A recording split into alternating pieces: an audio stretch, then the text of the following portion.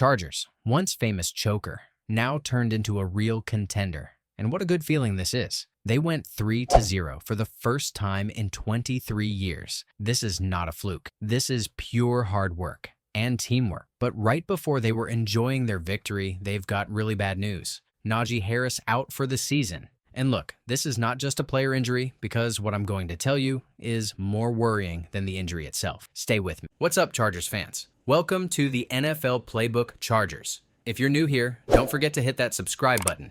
This channel is all about breaking down everything you need to know about the Bolts. Najee Harris was supposed to be the guy who balanced everything. When Jim Harbaugh and this front office went out in free agency, they didn't waste time. They brought him in as one of the very first signings, a proven back who could grind out the tough yards, keep defenses honest, and bring stability to a room that was asking too much of Austin Ekeler the past couple of years. Harris had never missed a game in his NFL career before. He played 71 out of 71 in Pittsburgh. Durable, dependable, exactly what this team needed. And then, just like that, 3 games into his Chargers career, he tears his Achilles. Non-contact, brutal, and final. Out for the season. And here's why it's bigger than just losing a running back. Harris was part of a formula. He wasn't here to put up MVP numbers or lead the league in rushing. He was here to provide consistency. 3, 4, sometimes 5 yards a pop, even behind shaky blocking. You knew what you were going to get. That kind of steady output allows you to manage games, stay ahead of the sticks, and let Justin Herbert cook in key moments. It was about balance. And now that balance is gone. Let's rewind for a second. In week 3 against Denver, you could actually see the plan coming to life. Harris wasn't spectacular, but he was steady. 6 carries, 28 yards, that's 4.67 yards per carry. More importantly, he looked comfortable for the first time this season.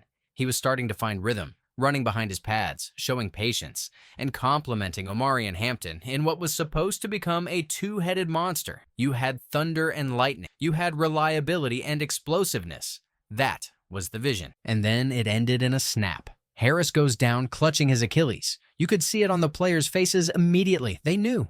Those injuries are cruel, final, and they rob you of momentum in ways stat sheets can't measure. Because now, instead of managing carries, instead of bringing Hampton along gradually, the rookie is the guy, period. He's not 1B. He's not a change of pace. He is RB1, the bell cow, and he's going to have to shoulder the load. Now, let's give Hampton his flowers. When Harris went down, the rookie stepped up. He finished with 129 scrimmage yards, most of it coming in the second half, and scored his first NFL touchdown.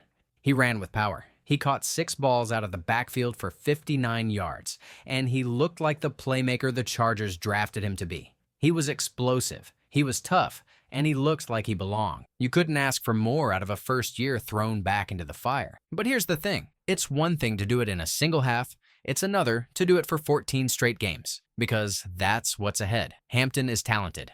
Nobody questions that. He's a first-rounder for a reason, but this league doesn't just test your talent, it tests your endurance, your consistency, your ability to pick up blitzes on third down, your ability to keep your quarterback upright. And that's where Najee Harris will be missed the most. He wasn't just a runner. He was a protector. He was a veteran presence who knew how to help an offensive line that, let's be honest, has been inconsistent at best. Now, let's talk about that offensive line. Against Denver, Justin Herbert was pressured on 55% of his dropbacks. He was sacked 5 times. Trey Pipkins alone gave up 9 pressures while playing hurt. Slater's already down. Becton is in concussion protocol. Herbert has never faced this much heat in his career. And this is with Harris in the backfield to help chip and pick up extra rushers. Without him, it's going to get even tougher. That's the scary part. That's what I meant earlier. This is more worrying than the injury itself, because now the domino effect begins. So, what are the options? Internally, the depth chart looks thin. Hassan Haskins is there, but he hasn't logged a carry in 3 games. Kamani Vidal has been elevated, and Harbaugh has already said he's the next man up. But let's be real. If the Chargers are serious about making a run, they cannot roll into the next 14 games with Hampton, Haskins, and Vidal as the room.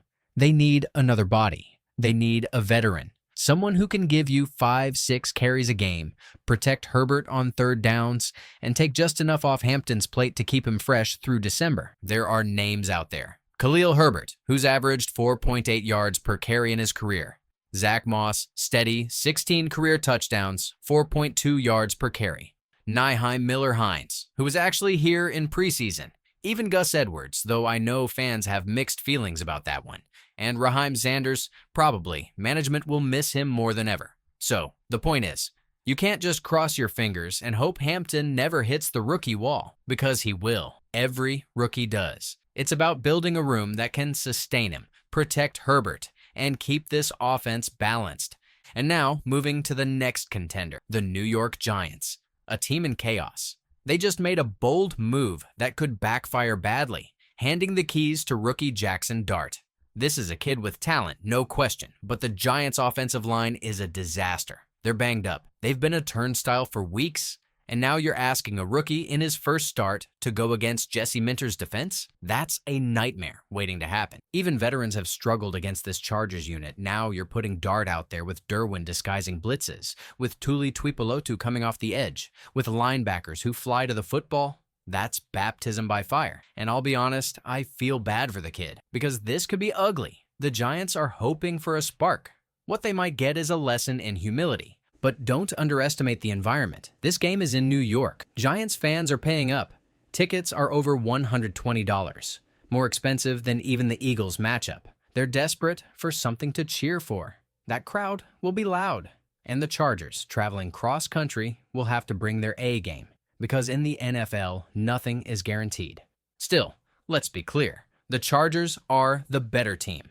Even without Najee Harris, even with O-line issues, even on the road, they should win this game. And if they do, they'll be 4-0, firmly planting themselves in the contender conversation, but the way they do it matters, because this is the first real test of life without Harris. How do they manage Hampton's workload?